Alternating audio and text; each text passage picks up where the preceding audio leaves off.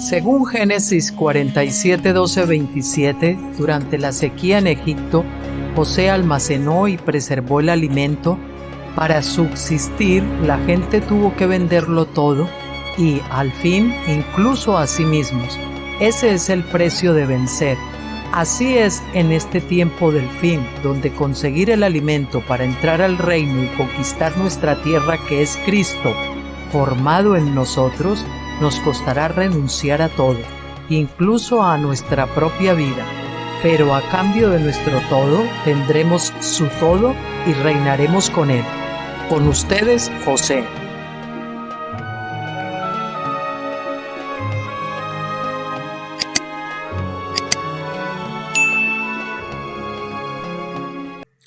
Hola a todos, ¿cómo están? De nuevo con ustedes, un placer. Día 21 de enero del 2026, siendo en España ahora mismo las 5:14 de la tarde. Vamos a continuar para terminar hoy precisamente el Deuteronomio segunda ley, discurso sexto, relativo a las leyes domésticas del doctor Stephen Jones. Pero primero déjenme que les anuncie lo que veremos a continuación. Seguiremos con Deuteronomio, pero con un tomo nuevo, que sería vamos a ver, perdón, que esto está movido, sería el Deuteronomio, discurso séptimo, relativo a matrimonios y relaciones vecinales, que está escrito, lógicamente, por el doctor Stephen Jones, y es un comentario de Moisés en Deuteronomio capítulos 24 al 26. Esto es lo que tenemos para ver aquí. Vamos a ver, anunciarles por lo menos de qué va a ir el libro para que tengan una idea. Capítulo 1, divorcio y nuevo matrimonio. 2, la ley de luna de miel. 3, secuestro. 4, la lepra y la mortalidad. 5, ley de las prendas. 6, la responsabilidad personal por el pecado. 7, la ropa de la viuda como prenda, que no se debía hacer, tomar su vestidura como prenda porque eran pobres. El 8, ley de espigar, ley de espigar o del rebusco, del espigado, del rebusco, como estaba haciendo Ruth, ¿verdad? La moabita. 9, ley de azotes, que están limitados a 40, por eso se les daban siempre, para no pasarse de lo permitido por la ley, sería 40 azotes menos 1, es decir, 39. Capítulo 10, ley de filiación. 11, ley de cubrir. 12, ley de igualdad de pesos y medidas, que es una ley muy, muy importante, que el doctor Stephen Jones la toca muy a medida. El 13, Amalek, que se representa a la carne, ¿verdad? El 14, las ofrendas de los primeros frutos. Y el 15, el diezmo del tercer año. Vamos a ver todo eso en el discurso séptimo de Deuteronomio, segunda ley del doctor Stephen Jones. Y lo que tenemos para hoy pues era lo que toca el último capítulo del discurso sexto, leyes domésticas, y hoy vamos a ver el capítulo 22, que es la ley de votos o promesas. Un voto o devoto eran las promesas que se hacían, sobre todo de sacrificios, ¿no? Señor, si tal, no sé qué, yo te sacrificaré no sé cuántos, ¿no? Bien, Deuteronomio 23, versículos 21 y 22 dice: cuando hagas un voto, la palabra es neder, que quiere decir voto o exvoto, yo antes había dicho de voto, es exvoto, a Yahvé tu Dios, no tardes en pagarlo, porque sería pecado en ti, y Yahvé tu Dios ciertamente lo demandará de ti. Sin embargo, si tú te abstienes de prometer, no sería pecado en ti. Por eso dice, mejor no prometer que prometer y no cumplir. Esta es la ley que rige todos los contratos escritos o hablados, también, o sea, verbales o escritos. Asimismo, regula los convenios como el antiguo pacto y el nuevo pacto. Bien, el voto del antiguo pacto. Era más común en aquellos días hacer votos de sacrificios. Estos a menudo tomaban la naturaleza de hacer un trato con Dios. Por ejemplo, Dios, si haces esto por mí, entonces yo te pagaré con este sacrificio. Esta fue la naturaleza de la promesa que hizo Jacob en Betel, Génesis 28, 20 al 22, que dice: entonces Jacob hizo un voto, neder, diciendo: si Dios está conmigo y me guarda en este viaje en que voy, en el que estoy, ¿no? Y me diere pan para comer y vestido para vestir, y regreso a casa de mi padre en condiciones de seguridad, entonces Yahvé será mi Dios. Es decir, condicional, ¿verdad? Y esta piedra que he puesto por señal será casa de Dios, y de todo lo que tú me des daré una décima parte a ti. Es que bonito, ¿no? A todos nos gustaría hacer un pacto con el Señor así como Jacob. Qué maravilla, ¿no? Bueno, sin embargo, el Señor lo que nos dice, ven aquí, ¿eh? Este es el contrato, un folio en blanco, y ahora nos dice, firma aquí abajo. Eso es lo que nos dice el Señor. Bueno, y de la décima parte, olvídate. Más bien el 100% es mío, y yo te diré cuánto te puedes quedar de eso. Jacob era muy listo al principio, por eso, por eso era Jacob, ¿verdad? Un jacobita de pura cepa. Un manipulador, engañador, agarrador de talones, ¿verdad? El contexto de la promesa de Jacob lo vincula con Pentecostés. Su viaje por el desierto a Harán y la vuelta establecieron un patrón de principios de los días de fiesta. Ahí de alguna manera estaban ya señalándose, apuntándose tempranamente los días de fiesta que iban a venir más tarde, que fueron mandados más tarde en el tiempo de Moisés. En Génesis 28:10, Jacob salió de Beerseba, ahí podemos considerar que eso era la Pascua, hizo su voto en Betel, Pentecostés, ese voto que acabamos de leer, pasó 20 años en Harán, siendo atribulado, ¿verdad? Para limar su naturaleza jacobina, con alguien que era quizás tan astuto como él o más, que era su suegro Labán. Y en su viaje de regreso cumplió las fiestas de otoño. En el viaje de ida fue las fiestas de primavera, y en el viaje de regreso, cuando ya se marchó, se zafó de Labán, serían equivalente a las fiestas de otoño. Y en esas fiestas de otoño eran las escalas siguientes. En su viaje de regreso cumplió las fiestas de otoño, parando primero en Mahanaín, trompetas. Mahanaín ya sabéis que significa dos campamentos, que ahí cuando venía su hermano Esaú y él estaba, vamos, que se iba pata abajo y estaba muertito de miedo, y hizo los dos campamentos Mahanaín para que si Esaú atacaba, que no liquidara a todos, ¿no? Y fue dejando ciertos grupos de ganado por ahí para ver si le refrenaba a Esaú, lo iba aplacando poco a poco, ¿no? Luego Peniel, expiación, eso es lo que significa, o lo que ¿cómo se dice? Lo que señalaba tempranamente, Peniel señalaba la expiación. Y finalmente llegó a Sucot, tabernáculos. Para un estudio más completo de la historia de Jacob, véase el capítulo 4 de las leyes de la segunda de vida, un libro maravilloso y trascendental que el que no lo haya leído está tardando en leérselo. Lo tienen para descargar en nuestros blogs, en cualquiera de ellos, y además lo pueden ver ya grabado en este canal, todos los capítulos. Trascendental. Para entender la escatología no se puede prescindir de este libro, porque toda la escatología que nos habían enseñado pues no estaba basado precisamente en las fiestas que las profetizan, que son las de otoño, las segundas fiestas, ¿verdad? Entonces, si no conocemos lo que profetizan esas fiestas, pues todo lo que las elucubraciones que hagamos sobre la escatología pues están completamente erradas, como así ha sido, ¿no? El voto que hizo Jacob en Betel prefiguró el voto que Israel haría más tarde en el monte Oreb, el día de Pentecostés, cuando Dios pronunció los 10 mandamientos. Allí también el voto mostró la naturaleza condicional de ese pacto, como se ve en Éxodo 19, 5 y 6. Ese voto era, bueno, sube tú y todo lo que te diga el Señor, nosotros haremos y obedeceremos, ¿no? Pero bueno, se nos saltaron rapidísimamente. Enseguida vino lo del becerro de oro. No podían ni esperar a que Moisés bajara. Bueno, dice así el versículo 5 de Éxodo 19, 5 y 6. Ahora, pues, si diereis oído a mi voz, por eso era condicional. Dios le dijo, si diereis oído a mi voz, es decir, a la voz de Dios, y guardareis mi pacto, aquí está, vamos a ver. Eso también debería estar subrayado, porque esa era la condición, oír su voz y guardar mi pacto, el pacto, el convenio. Vosotros seréis mi especial tesoro sobre todos los pueblos, porque toda la tierra es mía, y seréis para mí un reino de sacerdotes y una nación santa, sí, pero condicionado a eso, a oír su voz y guardar el pacto. Los votos condicionales no son malos, pero en el sentido práctico ningún hombre puede sujetarse a un tal voto de obediencia a Dios. La carne puede prometer, incluso con buenas intenciones, pero no hay manera de que el hombre viejo pueda cumplir su promesa. Por esta razón Israel fue incapaz de mantener su promesa y fue juzgada. Y al final la nación fue llevada al cautiverio a Siria.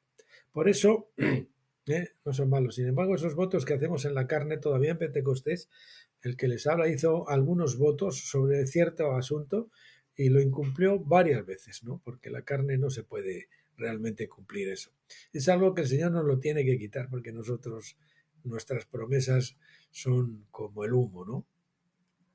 Son muy volubles, muy etéreas. Era necesario que Dios hiciera un nuevo pacto con el fin de lograr los propósitos de Dios, es decir, que Él se complementa a hacerlo en nosotros, porque nosotros no podemos hacerlos por nosotros mismos. El voto o promesa del nuevo pacto. En el nuevo pacto Dios juró por sí mismo que obraría en nosotros por el Espíritu para hacernos justos, algo que la carne no podía hacer por sus buenas intenciones y autodisciplina.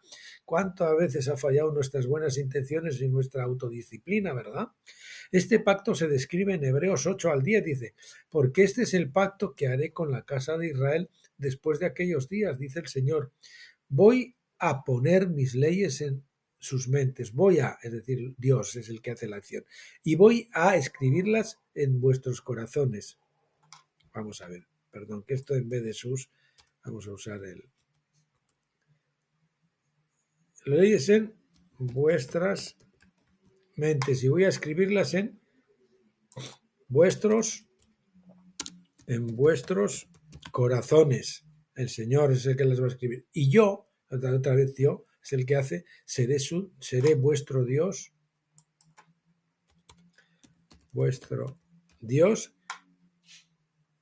y yo seré vuestro Dios, y vosotros seréis mi pueblo. Esto estaba mal redactado, perdón.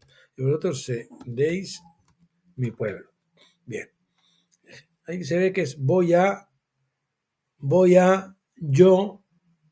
Eso es lo que hace. El Señor hace esto, ¿no? Toda la acción la realiza el Señor. Nosotros no intervenimos. Él es el que hace todo. No es condicional como el primer pacto. La mayoría de nosotros hicimos un voto pentecostal de servir a Dios cuando nos hicimos creyentes. A causa de nuestras buenas intenciones, muchos de nosotros quedamos sorprendidos cuando descubrimos que no éramos capaces de mantener nuestros votos. Yo recuerdo que una vez que me comprometí con el Señor, sentí que Él me llamaba a hacer un voto de consagración. Recuerdo que pasé al frente al altar con una nota que yo había escrito de las condiciones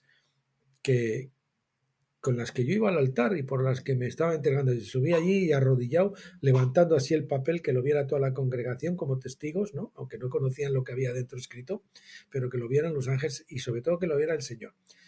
El Señor me ofreció un plan A, me decía que me iba, tenía el plan A, que era el plan que Él tenía para mí, el plan especial que Él tendría para mí, que yo era completamente desconocido en ese caso, no sabía exactamente a lo que Él me llamaría. Y el plan B me daba a elegir, o el plan B que consistía en que Él me bendeciría, pero no sería lo mismo que el plan A. Entonces, como yo quería ir a por todas, y porque era un poco inconsciente de lo que iba a suponer eso, el asunto era que el Satanás iba a tratar de hacerme tropezar y de hacerme sufrir más allá de lo que yo pudiera entender, ¿no? Y bueno, yo tenía la posibilidad de escoger las armas que yo le pidiera al Señor, o el arma que yo eligiera. Y yo, consciente de eso sí, de que yo podría fallar, yo le pedí al Señor, mi compromiso fue, bueno, Señor, que yo no te sea infiel, que yo no te falle, que yo no me eche para atrás. Y así ha sido, porque yo era bastante cobarde y era un miedica para muchas cosas, y sin embargo el Señor pues nunca permitió que yo le traicionara y que me diera la vuelta. Es decir, que después de poner la mano en el arado no mirara para atrás. Y Él lo hizo conmigo, porque yo sentí que el Señor me llamaba. A usted yo no sé a lo que le está llamando el Señor o si el Señor le ha ofrecido algún pacto. Yo le cuento un poquito mi experiencia. Yo sabía que yo no podría mantenerme si Él no me daba esa gracia. Bueno, nuestra carne siguió al pecado a pesar de nuestros mejores esfuerzos. Todavía no entendíamos la diferencia entre los dos pactos, porque aunque nos dijeron que estábamos ahora bajo el nuevo pacto, pensábamos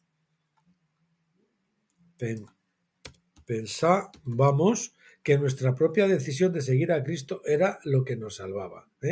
Eso es lo que nosotros pensábamos, ingenuos de nosotros. Es decir, estamos en el nuevo pacto, pero viviendo conforme al antiguo pacto.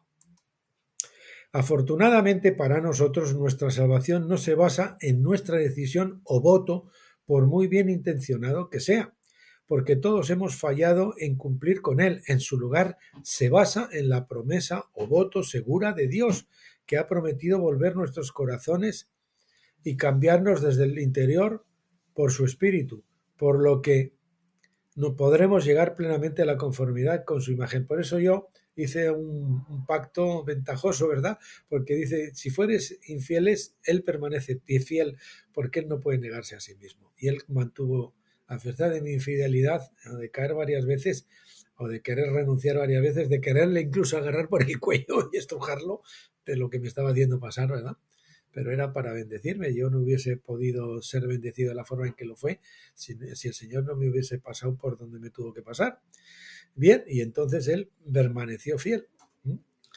De hecho, los dos pactos se anticiparon bajo Moisés por primera vez en Éxodo 19 y más tarde en Deuteronomio 29, donde Dios hizo un segundo pacto con Israel.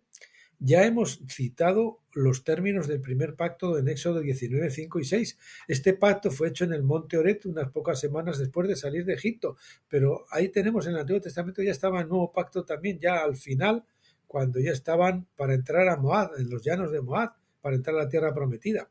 El segundo pacto, sin embargo, se hizo 40 años más tarde, justo antes de que Israel entrara en la tierra prometida. Deuteronomio 29:1 dice. Bueno, así el Señor nos toca a nosotros, nos llama, nosotros ahí vamos sacando pecho, yo te haré, yo te seguiré, yo soy tal, yo voy, yo hago, yo no sé qué.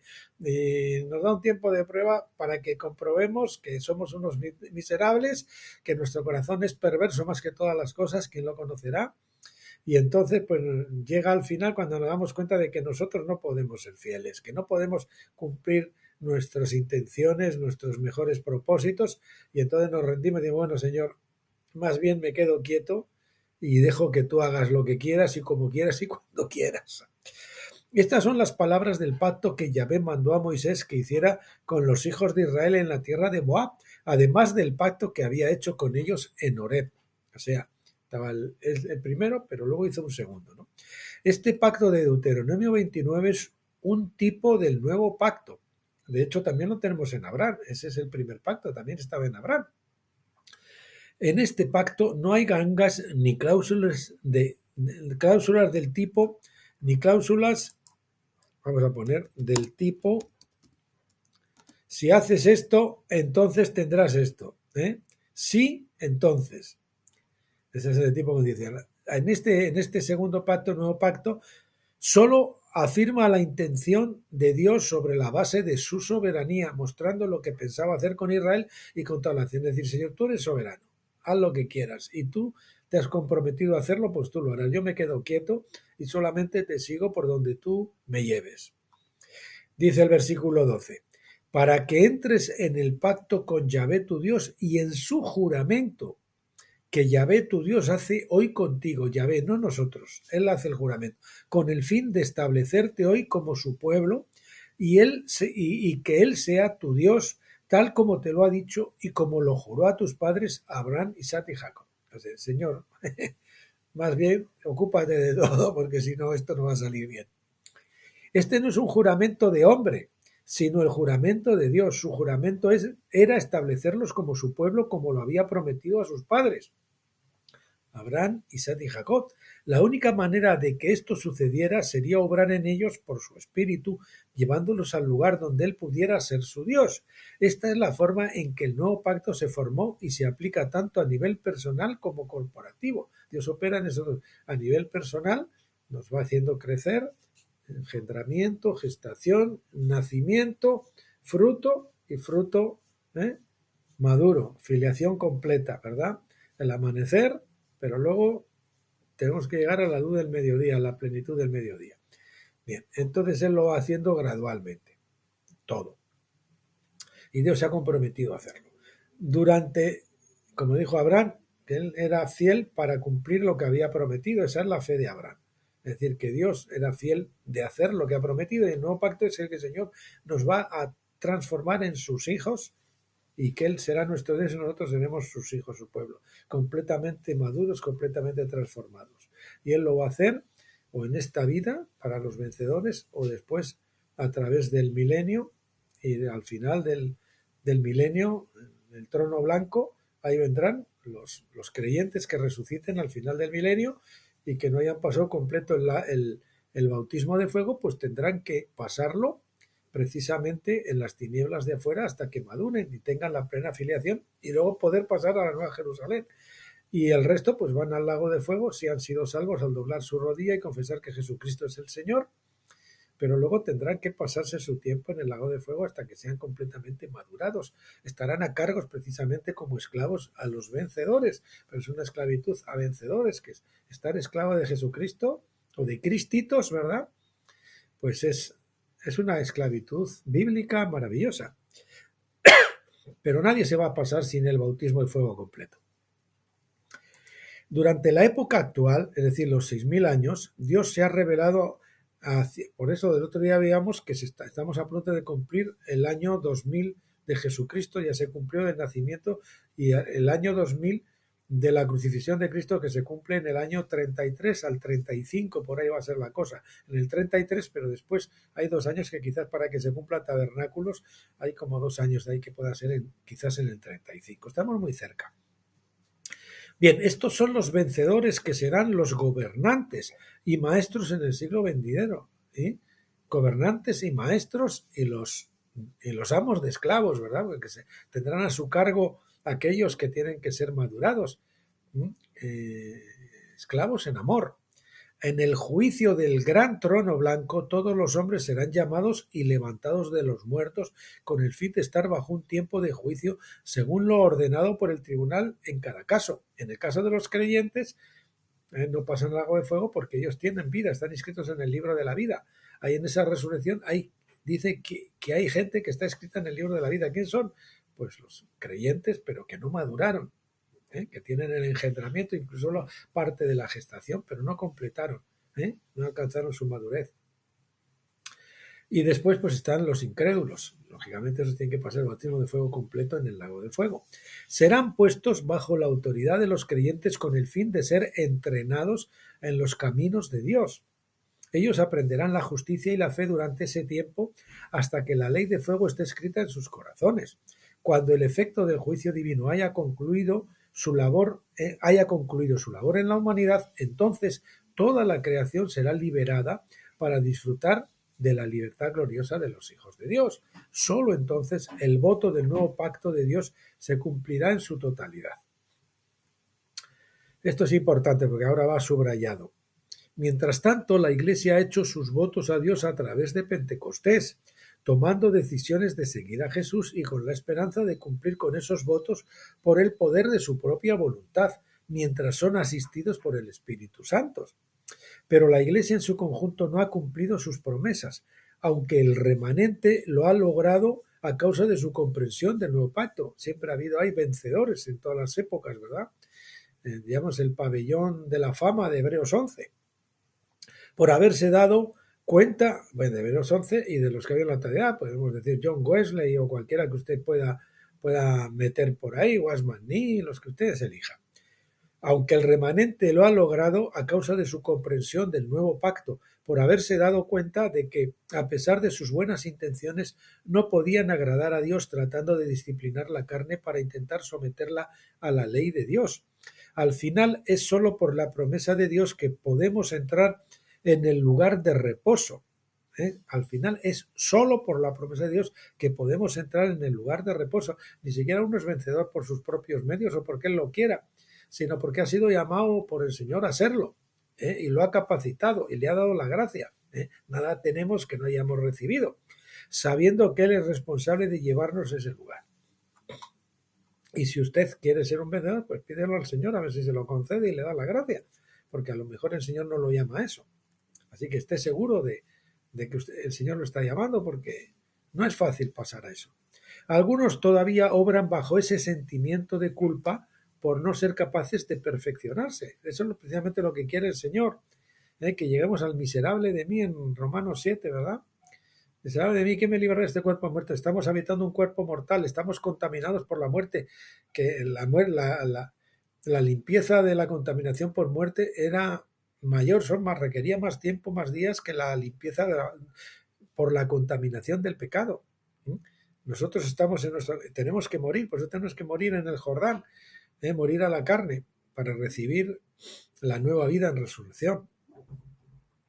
Algunos todavía obran bajo ese sentimiento de culpa por no ser capaces de perfeccionarse, sin darse cuenta de que el nuevo pacto ha sustituido al antiguo pacto. Pero bueno, si yo ya fui engendrado en el Espíritu, bautismo en el Espíritu Santo, ¿por qué tengo que morir? Bueno, pregúntele al Señor. El Señor era el grano de trigo, tenía la vida de Dios. ¿Pero por qué tuvo que morir? Porque si el grano no cae a tierra y muere, queda solo, mas si muere, lleva mucho fruto. Por eso el Señor tuvo que morir para recibir la vida en resurrección, y nosotros tenemos que morir para recibir una vida que es superior todavía a la vida del engendramiento, que es la vida en resurrección. Bien, Dios ha permitido que podamos funcionar en este estado durante un tiempo, con el fin de que podamos entender la futilidad de tratar de alcanzar la perfección bajo el plan del antiguo pacto. Pero en algún momento tendremos que recibir la revelación de que nuestra justicia está en Cristo. Señor, por eso dice en Romanos 8, gracias doy a Dios por Jesucristo. El Señor lo hizo y lo hace en mí, ¿no? Pero en algún momento tendremos que recibir la revelación de que nuestra justicia está en Cristo y que Él está obrando dentro de nosotros por su Espíritu para perfeccionarnos desde adentro hacia afuera. Nosotros tenemos que estar quietos y conocer que yo soy Dios. Es decir, Señor, me quedo quieto y mejor que hagas tú lo que quieras, como quieras y cuando quieras, porque yo ya me he demostrado que soy un inútil y que además soy perverso. En otras palabras, esto sigue subrayado. Dios está cumpliendo su promesa bajo el nuevo pacto. La ley dice que es un pecado hacer un voto y luego no mantenerlo. Dios no es un pecador, por lo que de hecho sabemos que conseguirá llevarnos a la perfección. Si Dios se ha comprometido a llevarnos a la perfección y no lo consiguiera, pues sería un pecador, y eso no puede ser. No se basa en nuestra capacidad, sino en su capacidad. Cuando somos guiados por el Espíritu, Él forja su carácter en nosotros, escribiendo sus leyes en nuestros corazones. Eso es lo que ocurre en Pentecostés. Él escribe la ley en nuestros corazones. La Biblia, que llevamos externo como el maná que caía en las tiendas, luego pasa a ser el maná escondido, ¿verdad?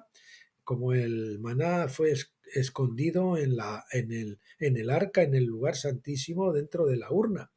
Es decir, el rema viviente, Cristo en vosotros la esperanza de gloria. No se basa en nuestra capacidad, sino en su capacidad. Cuando somos guiados por el Espíritu, repito, Él forja su carácter en nosotros, escribiendo sus leyes en nuestros corazones.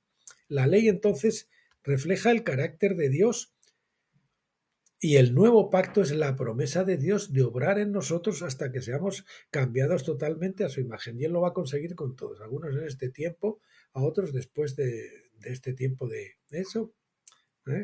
Después de la resurrección, el Señor no en ningún momento dice que todo tiene que ser aquí ahora. Todos no lo van a conseguir en el tiempo de vida actual en la tierra. Unos lo consiguen al final del milenio, poco después de someterse a los muchos latigazos, muchos o pocos según, y otros pues en la edad del lago de fuego, hasta que seamos cambiados totalmente a su imagen. Pero al final toda la humanidad será restaurada. Si no, usted no eso, mire el libro del doctor Stephen Jones, que ya está grabado en este canal, la restauración de todas las cosas. Le invitamos a conocer eso, que ya se dice, incluso Pedro profetizó en Pentecostés, ¿verdad? La restauración de todas las cosas. Bien, otros ejemplos de votos. Siguiente epígrafe. Mientras tanto, sin embargo, los hombres siguen haciendo votos. Deben dejar de hacer votos a menos que estén seguros de que su carne es capaz de cumplir con ellos. Yo varias veces me demostró el Señor que mi carne era incapaz de cumplir lo que yo me había comprometido a entregarle al Señor. Al final tuve que desistir. Fallé varias veces, pero Él permaneció fiel. No deben firmar ningún contrato a menos que tengan la intención de mantenerlo,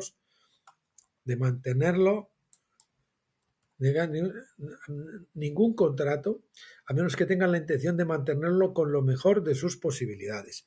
Cuando David hizo votos de sacrificio, testificó en el Salmo 56:12: tus votos son vinculantes para mí, oh Dios, voy a hacer ofrendas de agradecimiento a ti. Proverbios 20:25 también nos instruye: lazo es para un hombre hacer un voto a la ligera y después de hacerlo reflexionar, es decir, reconsiderar o cambiar de opinión, cambiar el contrato, ¿no? No, señor, mejor rebajo un poquito el listón, me había comprometido aquí, pero a ver si te conformas, Señor, con esto otro. Absalón rompió el voto que había hecho por su propia admisión. Él indicó las condiciones de su voto en 2 de Samuel 15:8. Porque tu siervo hizo voto cuando estaba viviendo en Jesús, que estaba como desterrado en Siria, después de que había matado, ya saben, a que violó a su hermana. Ahora no me acuerdo el nombre, quién era otro hijo de David, un medio hermano de él. Si Yahvé de hecho me hiciere volver a Jerusalén, yo serviré a Yahvé. Eso es el voto que él hizo. Señor, si me llevas a Jerusalén otra vez de vuelta, si el rey me recibe de nuevo, pues yo serviré a Yahvé. ¿Y qué es lo que hizo? Pues lo contrario, rebelarse. En verdad, Dios le trajo de Jesús, pero en su lugar de cumplir, en el lugar de cumplir su promesa de servir a Yahvé,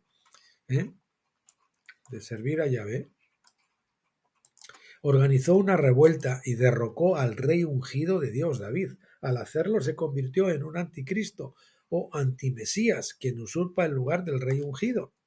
Otra situación, Otra situación grave es cuando los hombres se comprometen a sacrificar a los dioses falsos, como hizo Israel en Jeremías 44:25. Ellos se comprometieron a servir a dioses idólatras, ¿no? Y Dios les exigió que cumplieran esos votos que habían hecho a los dioses idólatras. Dice: así dice Yahvé de los ejércitos, Dios de Israel, vosotros y vuestras mujeres hablasteis con vuestras bocas y con vuestras manos lo ejecutasteis, diciendo: cumpliremos efectivamente nuestros votos que hicimos de ofrecer incienso a la reina del cielo y derramarla libaciones. Así que confirmáis vuestros votos y ponéis vuestros votos por la reina del cielo. Probablemente sería el equivalente al marianismo en nuestros días, ¿verdad? La gente había hecho votos de servir a dioses falsos en contra de su voto en Éxodo 19 de servir a Yahvé, el Dios de Israel. A pesar de que su voto o contrato anterior tenía prioridad sobre sus votos posteriores a los falsos dioses, porque ellos se habían comprometido primero con Dios, pero después, estando comprometidos con Dios, hicieron otro compromiso con otro. Dios, a pesar de eso, Dios los condenaría a cumplir con esos votos para las generaciones venideras, como las leyes de la tribulación dicen en Deuteronomio 28:64, que dice: además, Yahvé te esparcirá entre todos los pueblos de un extremo de la tierra hasta el otro extremo de la tierra, y allí servirás a otros dioses. Dios dice: ¿te comprometiste con ellos? Pues ahora les vas a servir, de madera y de piedra, que vosotros o vuestros padres no habéis conocido. Debido a que Israel se comprometió a servir a otros dioses, Dios los echó fuera de la tierra, retiró su espíritu de ellos y les permitió experimentar el fruto de sus votos de servir a dioses falsos. Sin embargo, nos encontramos en esa condición temporalmente, a causa de nuestro pacto. Israel podría romper el antiguo pacto, pero no podía violar el nuevo pacto, ya que estaba fuera de su alcance. Solo Dios hizo promesa en el nuevo pacto. Solo Dios hizo una promesa en el nuevo pacto. Nosotros no hicimos ninguna promesa para ese nuevo pacto. Y por lo tanto, solo Él puede violarlo, si eso fuera posible, Dios que violara su voto. Siguiente epígrafe: el derecho de vetar un voto. Es decir, hay gente que puede ser que sea todavía inmaduro o que estén sometidos a autoridad y se comprometen neciamente, entonces el que es responsable de ellos le puede anular, puede vetarlo.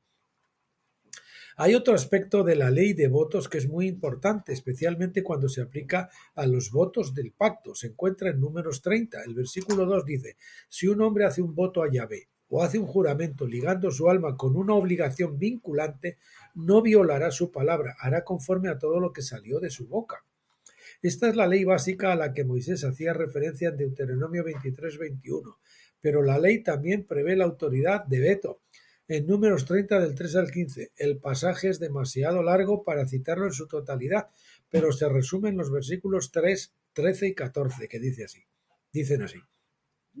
Además, si una mujer hace un voto a Yahvé y en su juventud se une a sí misma por una obligación en casa de su padre, puntos suspensivos, vamos al 13, todo voto y todo juramento de obligación para humillarse a sí misma, su marido puede confirmarlo o su marido puede anularlo. Si puede ser una mujer, puede ser un hijo también, ¿no?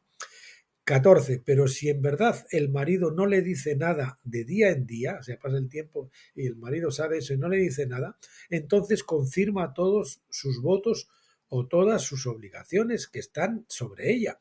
Los ha confirmado porque no había dicho nada, porque no le había dicho nada a ella el día en que se enteró. O sea, si tú te enteras que tu hijo ha hecho una cosa, por ejemplo, indebida, pero te enteras y no dices nada, entonces al final quedas comprometido. Es como, digamos que aprobado por silencio. Esta ley tenía por objeto proteger a una esposa o hija en caso de que ella hiciera un voto imprudente que la humillara. Al estar bajo autoridad, su padre o tutor tenían el poder para anular su voto. La autoridad entonces se puede utilizar para proteger a los menores bajo autoridad. El antiguo pacto requirió un voto matrimonial, ya que Dios se iba a casar con Israel. En un sentido amplio, se trataba de un voto imprudente, porque no había manera de que ella fuera a ser capaz de mantener el voto de obediencia. Sin embargo, Dios permitió que se estableciera y la contó por responsable cuando ella violó su voto. Esto parecería injusto o desleal, ya que Dios sabía desde el principio que Israel no sería capaz de mantener tal voto. Incluso Moisés sabía esto, pues dijo en Deuteronomio 31:29, porque yo sé que después de mi muerte os corromperéis y abandonaréis el camino que os he mandado, y el mal vendrá sobre vosotros en los postreros días, porque vais a hacer lo que es malo a los ojos de Yahvé, provocando así su ira con la obra de vuestras manos. La razón por la que Dios permitió establecer el voto del antiguo pacto era porque ya había planeado un nuevo pacto que reemplazaría al antiguo pacto. Él permitió eso porque ya sabía que iba a venir el nuevo pacto. Y porque siempre fueron uno desde la perspectiva del cielo. El día que Dios oyó su voto fue el día de la crucifixión de Cristo, donde él anuló su decisión por la ley de veto. Anuló esa decisión al morir, anuló esa decisión inconsciente que habían tomado.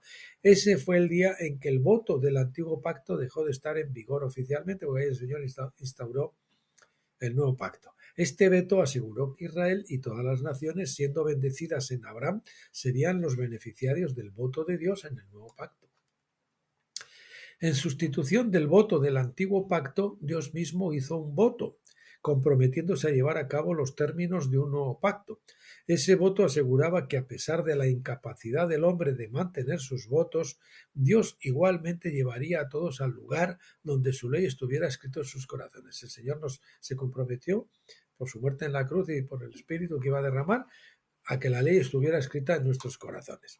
Este voto se hizo no solo para Israel, sino para toda la creación y es la base legal de la restauración de todas las cosas.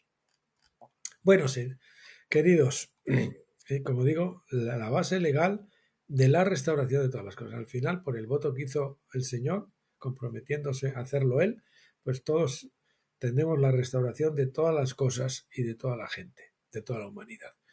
Bueno, mis queridos amigos y hermanos, hasta aquí lo que teníamos para hoy miércoles. Para el próximo viernes, Dios mediante, iniciaremos, como hemos dicho antes, el discurso séptimo, que habla de las relaciones matrimoniales y vecinales, muy interesante. Y bueno, pues solo me queda orar para que el Señor siga iluminándonos el conocimiento de toda la ley de Deuteronomio, bajo la luz profunda, nítida y completa de la Shekinah, en el lugar santísimo, para lo cual tenemos necesidad de cruzar el velo que separa Pentecostés de tabernáculos, que separa el lugar santo de Pentecostés del lugar santísimo de tabernáculos, cruzando el Jordán y luego enfrentándonos a los gigantes. Por miedo a los gigantes no tenemos que achantarnos, por miedo a tener que entregar al Señor y abandonarnos al Señor completamente, a tener al Señor algo que nos duela o que nos duela mucho. Aquello normalmente a lo que más estamos apegados, puede que el Señor justo eso es lo que nos señala y nos quiere quitar. Para llevarnos a una dependencia total en Él y conocer que es su omnipotencia, su autosuficiencia y su capacidad para instruirnos en fe, porque si no pasamos por esas situaciones no podemos conocerle, ni crecer, ni tener la fe adecuada en el nivel. No es lo mismo el nivel de fe de la Pascua que el nivel de fe de Pentecostés, ni el nivel de fe de Tabernáculos. El nivel de fe de Tabernáculos es que nosotros entramos, pisamos las aguas y entonces las aguas se abren. El nivel de Pentecostés es que nosotros esperamos a que se abra el milagro de abrirse las aguas, como ocurrió con el paso del Mar Rojo, y entonces luego pasamos, que también requiere su fe, porque cruzar entre dos paredes de agua que amenazan con volverse y engullirnos, pues también requiere su grado de fe, pero más refiere ese meterse al agua sin que siquiera se haya abierto, ¿verdad? Ese es el salto de la fe de la película de En busca del arca perdida, ¿verdad? El salto de la fe. Él tenía que saltar al vacío. ¿Y con qué consistía la prueba, la última prueba? Pues la última prueba consistía que había ahí un abismo y el Santo Grial estaba del otro lado, pero había un abismo profundo. Entonces él tenía que saltar al vacío, cerrar los ojos y saltar, y entonces confiar que justo cuando él saltara se extendería un puente milagrosamente, y así ocurrió la película, ¿verdad? Pues esa es la fe de Tabernáculos. Bueno, mis queridos amigos, sin otro particular en el día de hoy, pues solo me queda emplazarles hasta el viernes adelante para comenzar ese séptimo libro de Deuteronomio, y hasta entonces, como siempre, pasen bien.